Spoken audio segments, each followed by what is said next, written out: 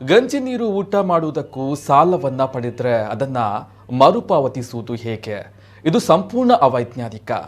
ಪಾಲಿಕೆಯ ಸಾಮಾನ್ಯ ಕೆಲಸಗಳಿಗೆ ಸಾಲವನ್ನ ಎತ್ತಿದ್ರೆ ಪಾಲಿಕೆ ದಿವಾಳಿ ಆಗುವ ಸಾಧ್ಯತೆಯೂ ಇದೆ ಎಂದು ಮಂಗಳೂರಿನ ಮಾಜಿ ಶಾಸಕ ಜೆ.ಆರ್. ಲೋಬೋ ಅವರು ಅಭಿಪ್ರಾಯಪಟ್ಟಿದ್ದಾರೆ.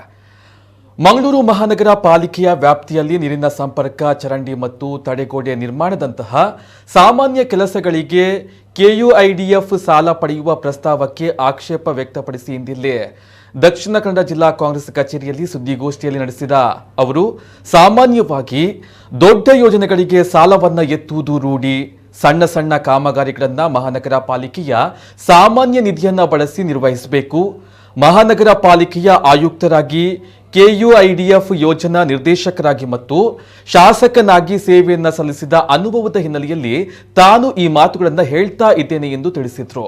ಸಾಮಾನ್ಯ ಕೆಲಸಗಳಿಗೆ ಸಾಲ ಎತ್ತುವ ಬದಲು ಪಾಲಿಕೆಯ ಆದಾಯ ಸೋರಿಕೆಯನ್ನು ತಡೆಗಟ್ಟುವ ಮೂಲಕ ಫೈನಾನ್ಷಿಯಲ್ ಮ್ಯಾನೇಜ್ಮೆಂಟ್ ಅನ್ನ ಸರಿಪಡಿಸಲಿ ಎಂದರು.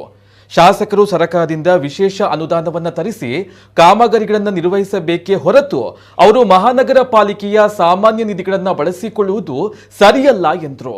ಸುದ್ದಿಗೋಷ್ಠಿಯಲ್ಲಿ ಪಾಲಿಕೆಯ ಪ್ರತಿಪಕ್ಷ ನಾಯಕ ನವೀನ್ ಆರ್ ಡಿಸೋಜಾ, ಶಶಿಧರ ಹೆಗ್ಡೆ, ಭಾಸ್ಕರ್ ಕೆ, ಸಲೀಂ, ವಿಶ್ವಾಸ್ ಕುಮಾರ್ ದಾಸ್ ಮುಂತಾದವರು ಉಪಸ್ಥಿತರಿದ್ದರು. 30/12/2022 ಸಾಮಾನ್ಯ ಸಭೆಗೆ ಪೂರಕ ಕಾರ್ಯಸೂಚಿಯನ್ನು ಮಂಡಿಸಿದ್ದಾರೆ. 291ನೇ ಕಾರ್ಯಸೂಚಿ ಇದರಲ್ಲಿ ಹಾಕಿದ್ದಾರೆ.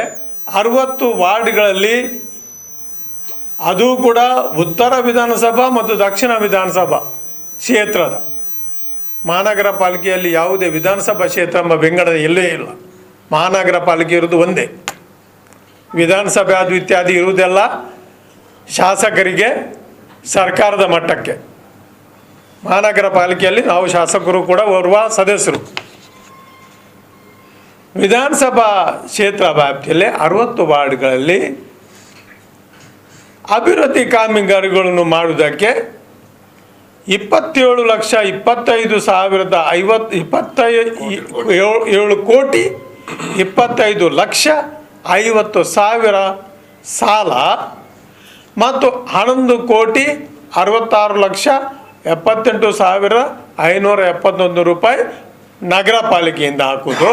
ಒಟ್ಟಿಗೆ 38,29,28,571 ಒಂದು ಯೋಜನೆ ಮಾಡಿ ಹಾಕಿದ್ದಾರೆ. ಇದರಲ್ಲಿ ಹಾಕಿರುವಂಥ ಕಾಮಗಾರಿಗಳು 255 ಕಾಮಗಾರಿಗಳು ಅತಿ ಸಾಮಾನ್ಯ ಕಾಮಗಾರಿಗಳು.